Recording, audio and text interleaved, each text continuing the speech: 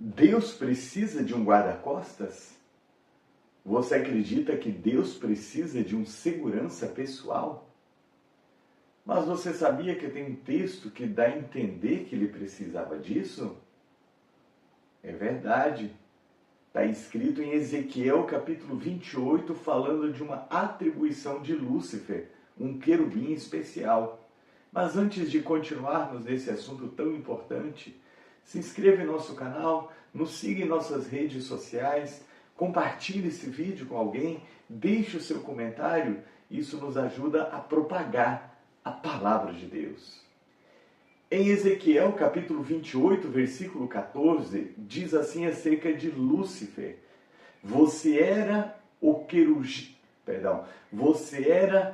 querubim da guarda. Veja só, eu o escolhi e dei a você uma posição especial de querubim da guarda.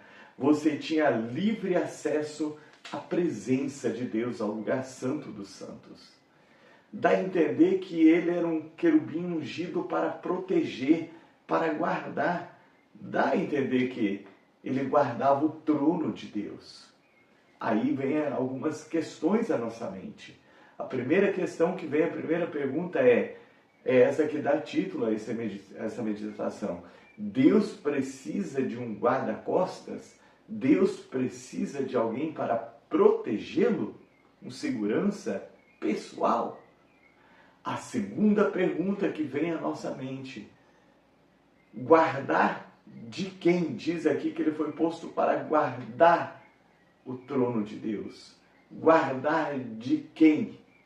Então vamos buscar algumas respostas. Mas a primeira questão, que eu não quero entrar no mérito, é porque Deus, sendo onisciente, sabendo que Lúcifer cairia, sabendo que a humanidade cairia no pecado, por que ele criou?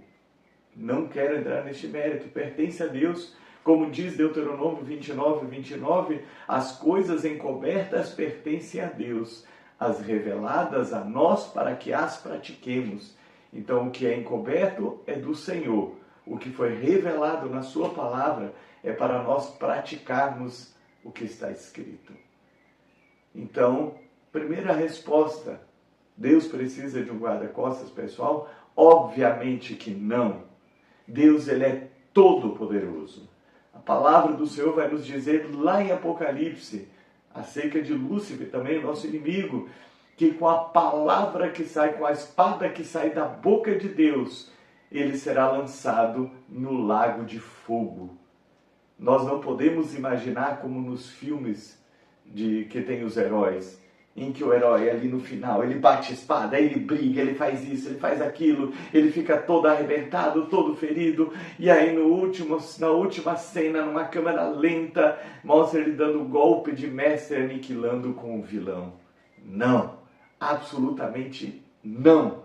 Com a palavra que sai da boca de Deus. Deus não vai bater espada com ninguém, não. É a palavra que sai da boca dele, uma ordem, e o inimigo será aniquilado.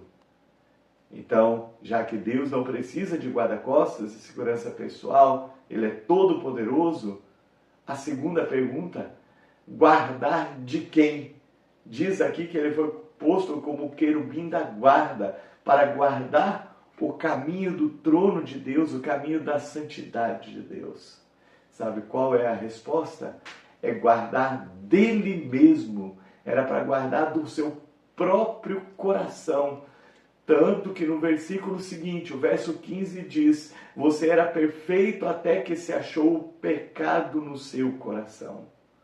Então ele deveria proteger dele mesmo. A proteção era para ele, para que ele não pecasse, assim como diz também lá em Isaías capítulo 14, que ele cobiçou o trono de Deus. Um dia ele pensou consigo mesmo: por que eu devo louvar o Criador? O Criador é que deveria me louvar. Eu sou muito belo, mas ele era a criação. Então, ele não guardou o próprio coração. Assim somos nós. A Bíblia diz que ninguém é tentado por Deus, mas cada um é tentado pela própria cobiça. E esta, quando é colocada em prática, gera o pecado.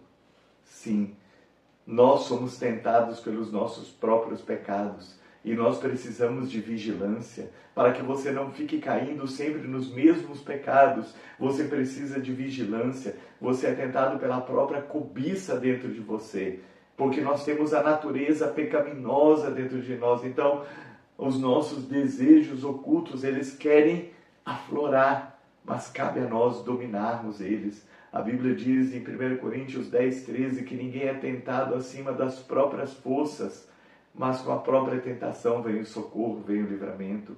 Nós devemos ser sinceros com Deus. A palavra do Senhor nos diz em Hebreus capítulo 6, versículos 14 e 15, ou 15 e 16, que nós não temos um sumo sacerdote que não se compadeça das nossas fraquezas, mas um que, como nós, foi tentado em todas as coisas, mas sem pecado. Portanto, nos aproximemos com um coração sincero para encontrar socorro no tempo oportuno.